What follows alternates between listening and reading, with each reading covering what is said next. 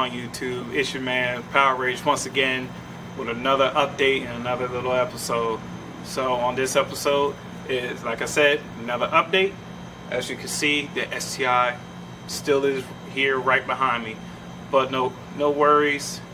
Few things that happened, few things have changed. If you've been on my channel most recently or seen my last video, last time on the update, found out that I had the wrong cams in, had to get them swapped out.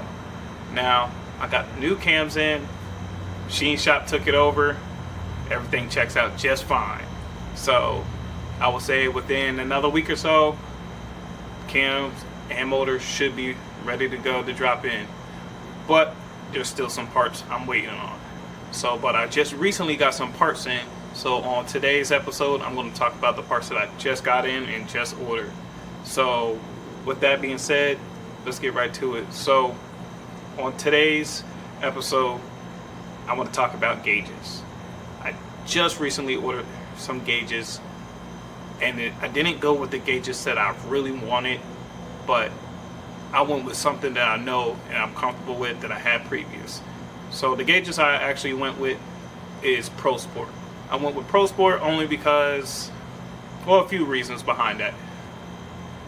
Financially and something that I know mostly. So I went with Pro Sport Evo Edition digital gauges. I know some people like digital, some people like analog, some people like AEM, some people like Haltech, others wanted Reveal VLS. So, but I just went with something that I prefer. Yes, I said before in my previous videos I wanted VLS gauges, but I couldn't see myself spending almost $200 per gauge. Maybe in the near future or something I will go out that far, but as of right now, I don't think I want to, because I'm still at least trying to get this car up and going. So like I said, I went with Pro Sports. They're good gauges. They have digital and analog. I went with all digital. They have a few different specters that you can choose from. You can get the red, blue, green, white. I could have went with the white, green, white, but I chose not to because the color scheme and theme that I'm still going with the Hot Wheels car that I'm building. So I went with the red, blue. With these gauges, you can change the option to have them show all red at all times, all blue at all times, or switch from red time during the day, blue time during the night, and vice versa.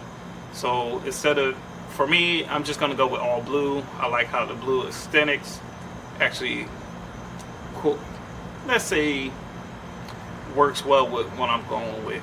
So I'm just going with that. But if you've seen my previous videos, like I said, I did build my own gauge pillar out of my own factory pillar and some aftermarket pillar that did not work in a buddy's car of mine. So I'm still in the middle of the process of finishing this up. I'm probably more than likely gonna, instead of painting it, I'm probably gonna wrap it, like I said previous before, if I have or have not. But I'm probably gonna order some Alcantara or something like that, some type of vinyl to wrap this up. Don't know what color yet. Don't know if I'm going with the all black or if I'm going with the blue. I'm probably gonna go with a dark royal blue, something close to Subaru's traditional colors. But like I said, I ordered gauges. I ordered 2 gauges. When I forgot one, I accidentally forgot my AFR gauge. As we know, AFR, air fuel ratio, if you don't know, now you know.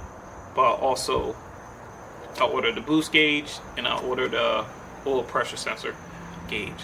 As you know, if you're a Subi guy, oil is everything to us. Oil, that's really your first sign for any vehicle if something goes bad. If your oil pressure goes down, something's up. So that's one of the things that you definitely want to monitor. So I made that one of my primary concerns that I wanted to use, besides boost and AFR. So boost, of course, I want to see if I'm building boost, if I'm not building boost. But oil pressure, I want to see just in case something happens, keep the engine from failing from later on. If I see pressures going down, or pressure's building up, I just want to make sure. You can't be too cautious of your own car. If you're putting as much money into your car, you're going to want to put safety features that withstand and helps you along the way. So with that, like I said, I end up buying Pro Sports. I'm okay with them. I know others are okay with them. I've seen other videos of people with them, but I haven't seen too many people that go in depth, or they have gone in depth with it, but not too far enough. So I'm going to just give a small breakdown. No, I'm not sponsored by them. Well, I like to be sponsored by them. Yeah, sure. Who wouldn't want a sponsorship? But I'm just going with what I got and running with whatever it is. So when you actually order your Pro Sport gauges, it comes in this little nifty box. You also get your gauge bracket, your T-fitting, and your filter.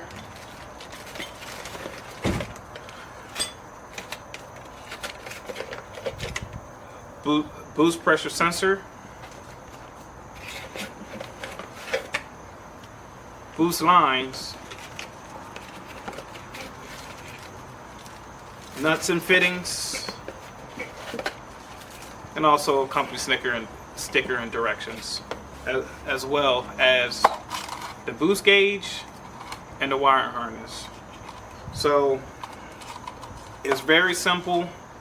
So in the near future, probably in the next video or two, I will be making a video on daisy chaining properly, on how to properly daisy chain your gauges together. There are some videos that show you, but not too far in depth, on which daisy chain works best, or how to do it, or how keep it clean. So my next video, when I get all three gauges in, I will make a proper, or if not all three, possibly just when I get the oil pressure in, I will make a whole nother daisy chain gauge and show exactly how you should versus shouldn't set up with Pro Sport gauges. So Pro Sport makes it very simple, very easy to read. It really comes with everything that you need, except a few things that you might possibly will really need. Extra wiring for length, electrical connectors that you will either solder or you do nippets with them as well. So those are the few things that you will actually need later on, possibly depending on where your gauges are mounted, where they're set up, in any of those places. But as that goes on, I will keep everybody posted with the new updates a little bit more frequent as time goes on and anything that comes up.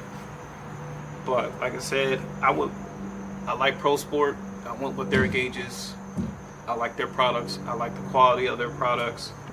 I like the visibility of their products day, night. It just works best for me.